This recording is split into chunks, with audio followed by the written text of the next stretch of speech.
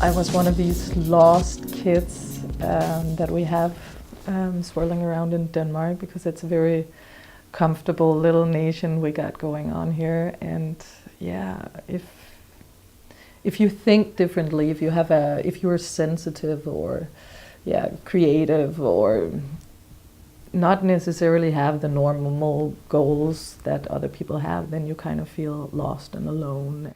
Christianity gathers a lot of those people here because they just know that there will be other kindred spirits.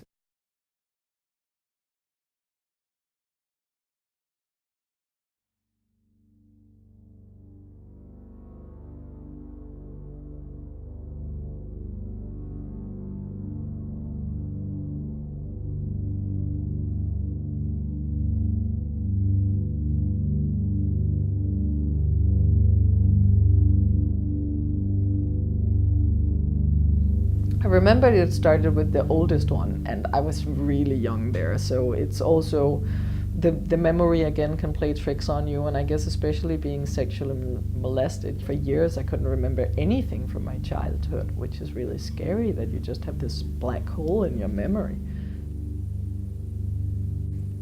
Yeah, how did it happen? Well, we were many kids, so we would all sleep together in different rooms, and then I would sleep in his bed, and he would, I think, actually he just was touching me a lot, and then he started teaching me to touch him.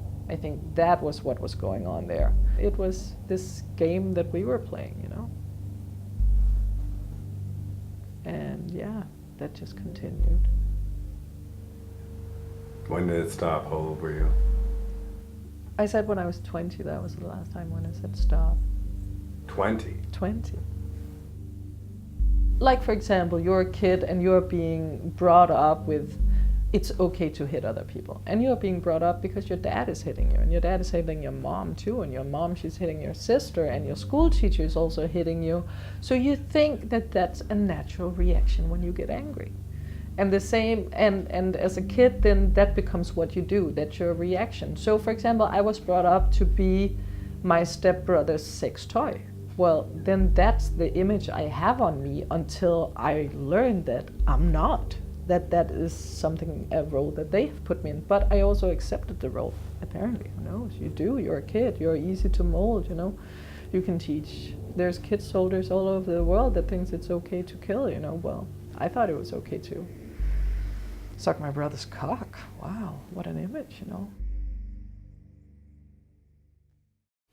I just spent a lot of time alone, Luckily, I grew up in the big forest, so I was walking in the forest, getting invisible friends.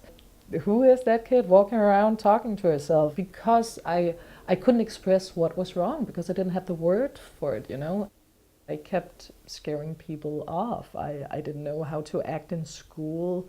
I couldn't understand why people didn't want to befriend me. And I had these reactions, these habits for protecting myself emotionally. And that meant that every time I got in a situation where some kind of weird pressure from the society around me, I would react extremely strongly. I would just smash things out of the blue, but of course, because somebody totally violated everything that was sacred and in me. So, and I never had the chance to talk about it, because you just don't talk about it. It's taboo, And again, you're a kid. You don't have the words for it. You don't even know it. You just deep inside of you, you just know that it's so wrong.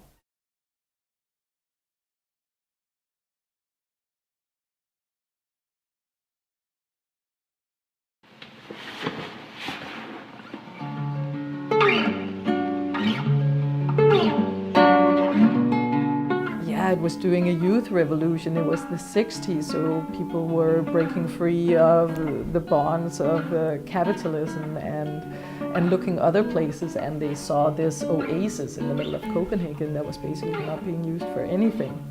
The hippies and the anarchists and the drug addicts and all the other rascals of the 60s and the 70s, broke down the fence and occupied it, and they put an ad in the local newspaper saying, everybody come to Christiania, immigrate with line number 8. It was a bus going all the way through Copenhagen and ending out here.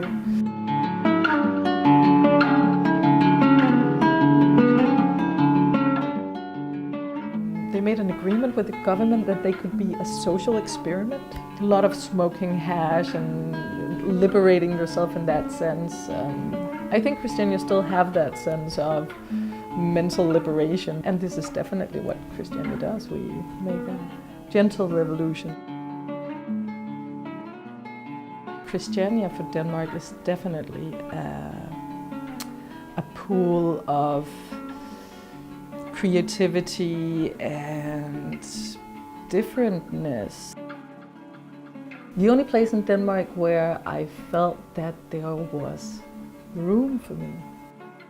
I got stuck out here. There was apparently many things I could learn and is still learning, and also feel that I can express in this environment that I'm not necessarily able to do on the other side of the wall. We have a wall fencing around Christiania, and it is, yeah, very literally a wall from this little village we live in here and the rest of Copenhagen.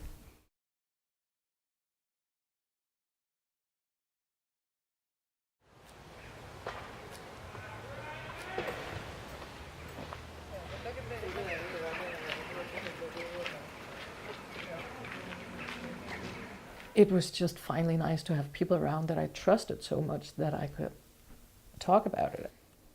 And then I just talked about it nonstop for 3 years. I tried to go into these group therapies and sit with other people who have been going through the same. And it works to a certain degree. I needed something more radical. I basically decided to die, realizing that all I actually want to do is live. I needed to do that. I needed to go so far out that there was no other way back. It was like, okay, it's either or, and if you choose to fucking live, then go and live a good life. But what stopped you from killing yourself?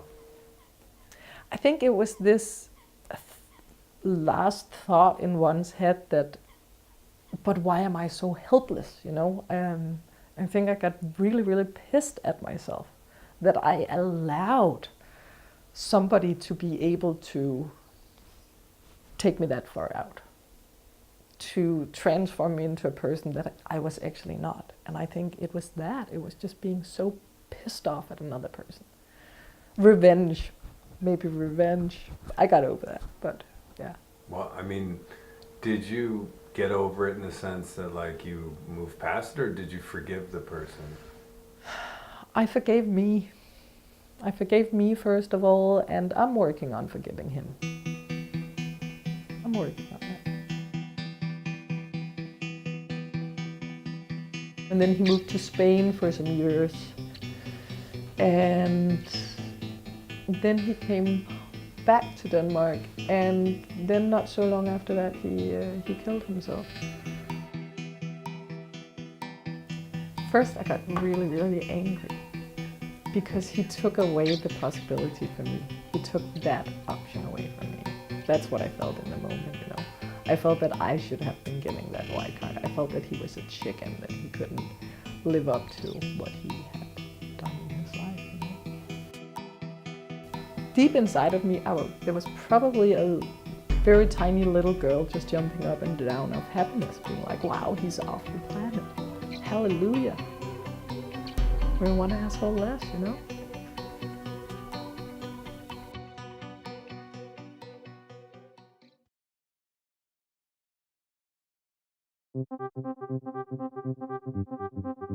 It's okay to be weak.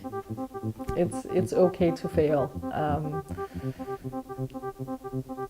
It's okay to go a different direction, you know. Everybody's going straight. Well, you really feel like going right, then go right. Because somewhere inside of you, you know that it's good for you. It's like a new door is opening. Knowing that I have to be conscious about balancing myself and my body, and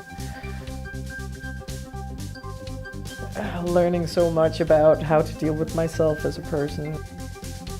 just to accept help and give help whenever I can.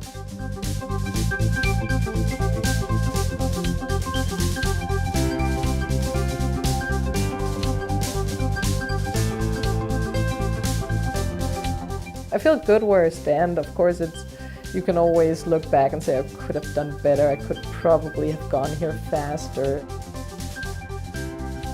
I needed it to be a slow, long, hard process.